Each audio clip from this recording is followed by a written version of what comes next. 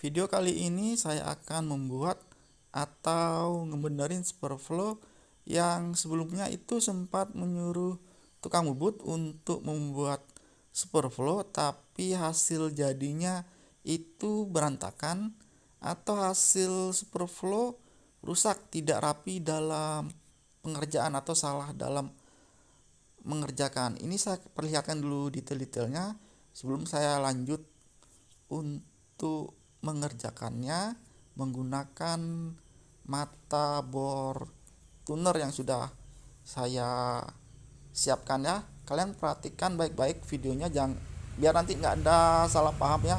Ini saya akan mulai mengerjakan menggunakan bor tuner.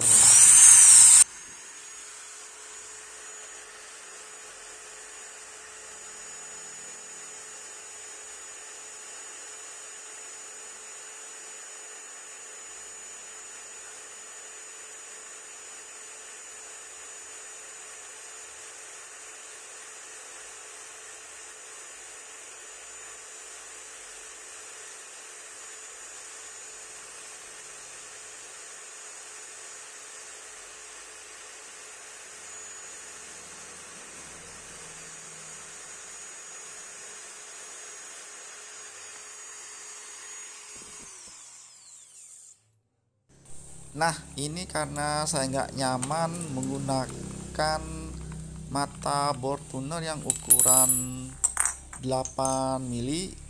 Sekarang saya akan rubah menggunakan mata bor tuner yang ukurannya 12 mili karena biar lebih cepat lagi pengerjaannya. Kalau menggunakan yang 8 mili agak lambat dalam pengerjaannya membuat Superflow. Ini kalian perhatikan baik-baik lagi videonya ya.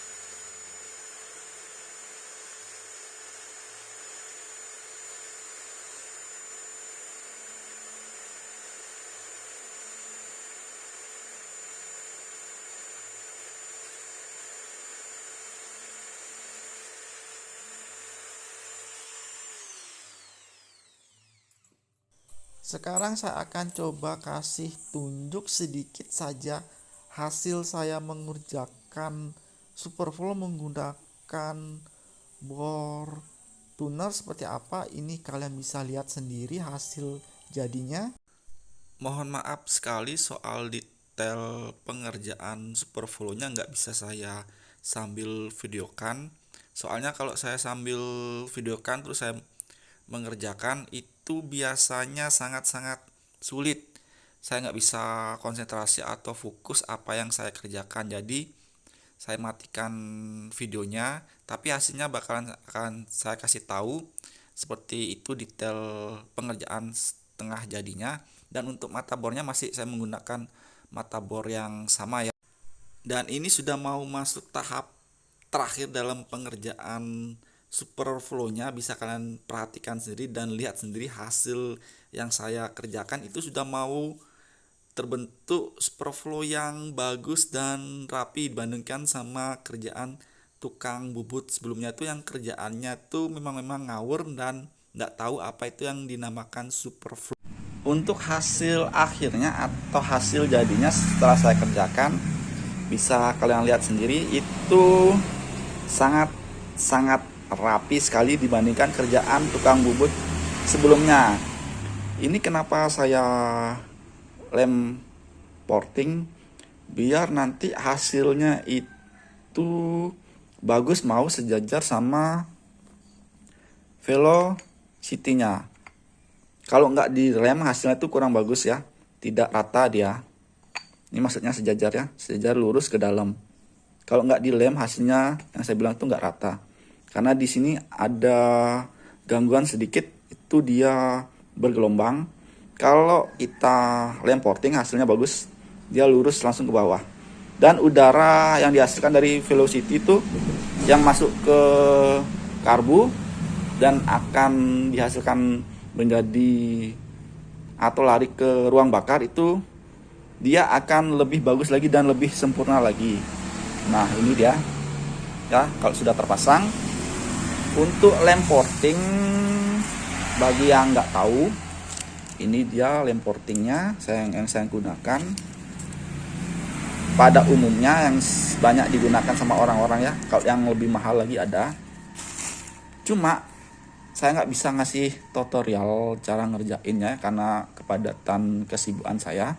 Ini saya cuma ngasih saja perbandingan kerjaan saya dan kerjaan tukang bubut sebelumnya yang tidak profesional dan kurang rapi. Jadi kronologinya atau ceritanya, sebelum saya bawa ke tukang bubut atau saya serahkan ke tukang bubut, ini kan masih dalam keadaan standar.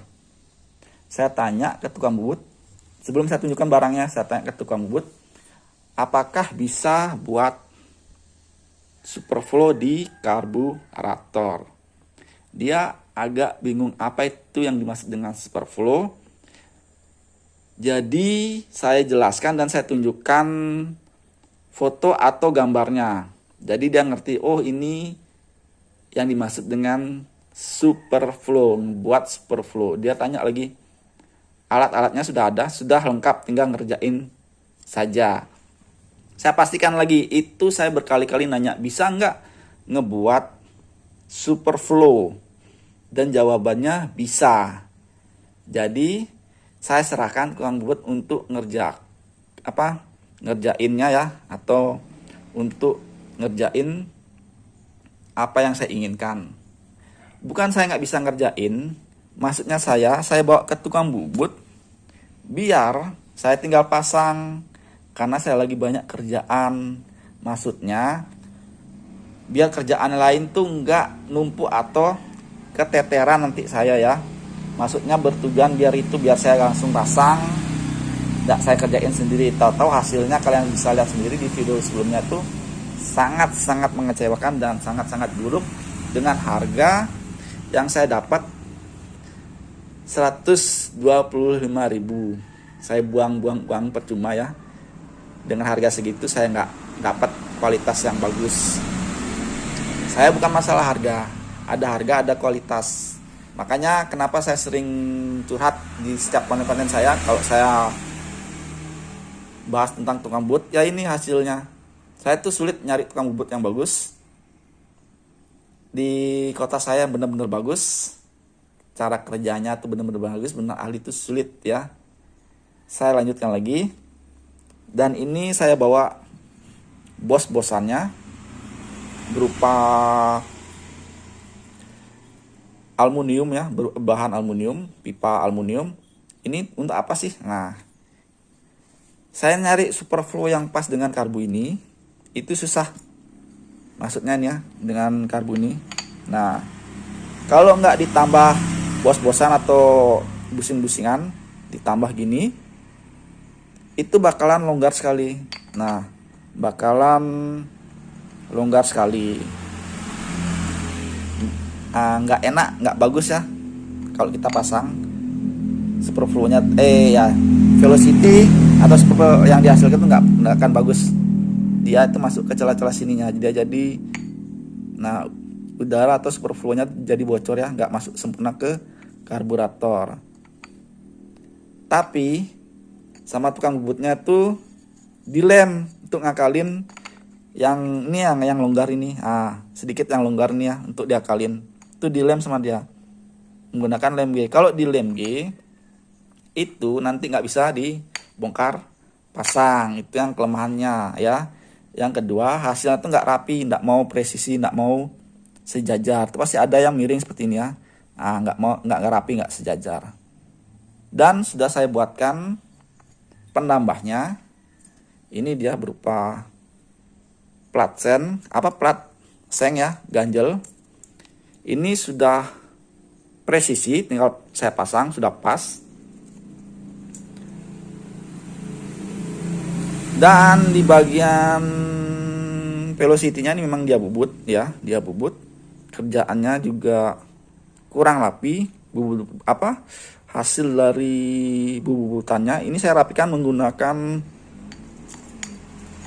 poles ya, saya poles lagi, saya rapikan lagi biar hasilnya halus, karena yang duluan hasilnya kasar. Dan saya lupa menunjukkan hasil yang duluannya sebelum saya poles. Itu sama, kerjaannya juga nggak bagus seperti ini. Kalian sudah lihat sendiri ya, kerjaannya yang saya nggak bagus, apalagi yang ini. Untuk pemasangan ini memang rapi sih, memang rapi, cukup rapi. Bukan ini cukup rapi ya, cukup rapi kerjaannya yang untuk pasangan ini. Tapi nggak rapi-rapi amat. Kalian mau tahu nggak nanti hasil saya kepasang ya? Ini masih belum kepasang semuanya. Ini kan model velocity tumpuk. Ini yang ini. Model gini ya, tumpuk. Nah, begini modelnya kalau sudah kepasang ke motor. Kalau bagi yang nggak tahu apa itu velocity tumpuk, itu bisa juga disebut dengan double velocity atau velocity tingkat. Banyak sih penyebutannya, tergantung kalian dalam penyebutan tuh bilangnya velocity tumpuk, velocity double, atau velocity tingkat, sama saja. Jadi keunggulannya apa saja sih kalau kita menggunakan velocity tumpuk seperti ini? Yang pertama, udara atau daya hisap itu yang lari ke karburator tuh lebih besar ya. Jadi menghasilkan pembakaran di ruang bakar tuh lebih sempurna lagi. Biasanya kan velocity itu kebanyakan orang pakai satu tingkat seperti ini, cuma satu saja. Sedangkan ini kan yang versi double-nya atau versi terbarunya. Jadi dia menggunakan dua velocity. Jadi udara yang masuk itu pertama di velocity yang pertama, terus tendangannya tuh ditendang lagi. Pertama tuh ya ditendang ke velocity pertama tuh, ditendang udaranya, terus masuk ke velocity yang kedua. Habis masuk ke velocity kedua itu kan tendangannya tuh besar, jadi dia masuk lebih cepat lagi ke karburator, atau daya hisapnya tuh lebih besar lagi masuk ke karburator. Jadi yang saya bilang tadi ya, udaranya pun atau pembakarannya pun jadi bagus ya, yang masuk ke ruang bakar. Itu istilahnya penjelasannya tentang velocity tumpuk. Jadi kalau kita menggunakan velocity yang biasa saja, cuma satu ya, itu udara atau daya hisapnya itu cuma sekali saja yang masuk ke karburator atau ke ruang bakar. Sedangkan kalau kita menggunakan double velocity, itu daya hisapnya atau udara yang dihasilkan itu menjadi double ya, atau menjadi besar. Contohnya kan seperti yang saya bilang tadi, pertama masuk dari sini dulu udaranya ke velocity pertama, terus dia menuju ke velocity kedua. Dari velocity kedua ini baru ditendang masuk ke karburator. Jadi udara yang dihasilkan tuh menjadi, atau daya hisapnya itu menjadi lebih besar lagi. Kalau satu ya cuma dari sini saja ya, dari sini saja masuk sekali ke karburator, atau daya hisapnya tuh sedikit lebih kecil dibandingkan kalau kita menggunakan double velocity, karena ini dia langsung masuk ke karburator ya. Nggak mesti kita menggunakan double gini sudah bagus ya. Tarikan motor kita itu sesuaikan juga dengan settingan motor kalian, nggak bisa asal pasang. Misalkan saya menggunakan double velocity ini, itu ditarikan motor saya bisa enak. Tapi kalau ditaruh di motor kalian tuh belum tentu enak ya.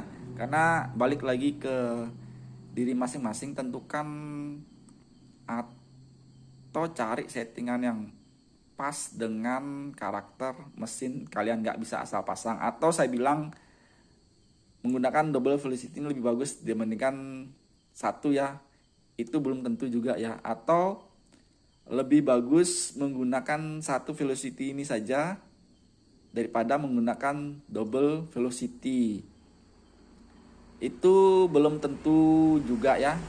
Yang saya bilang tadi, tentukan dulu karakter mesin kalian tuh mau minta yang seperti ini atau yang double, yang satu apa yang double. Tapi kalau yang model seperti ini ya, velocity tumbuk ini, dia itu bisa dibongkar pasang. Ini kan ada baut L nya nih, bisa dibongkar pasang, ada 3 ya. Ini juga bisa dilepas, model drat atau ulir ini juga bisa dilepas ya. Nah, model drat, jadi bisa disetting menggunakan double velocity ataupun hanya menggunakan satu velocity saja seperti ini. Kurang lebih penjelasannya seperti itu. Oh ya, ini saya tunjukkan dulu bahwa ini sistem drat ya. Gampang cara bukanya, seperti buka baut pada umumnya yang ada di motor. Dan ini mau saya pasang dulu. Dan akhirnya masuk juga dengan sempurna ya drat-dratannya ya. Untuk kalian kalau mau tahu hidupnya ya motor ini bagaimana sih, ini saya nggak akan kasih tahu cara hidupnya motor ini menggunakan velocity tumpuk dengan karbu Mikuni VM28 ya. Soalnya settingannya ini belum, atau garapan mesinnya ini belum sempurna ya, jadi saya nggak bisa contohkan hidupnya seperti apa. Jadi kalian ikutin terus perkembangan channel saya, jangan sampai ketinggalan tentang velocity tumbuk ini sama hidupnya motor ini seperti apa. Jangan sampai ketinggalan, pokoknya kalian ikutin terus perkembangan channel saya ya. Untuk pembahasan tentang velocity tumbuk ini mungkin sudah cukup sampai di sini ya. Udah, terima kasih udah mau menyimak channel saya. Untuk hari ini sekian dulu dan terima kasih.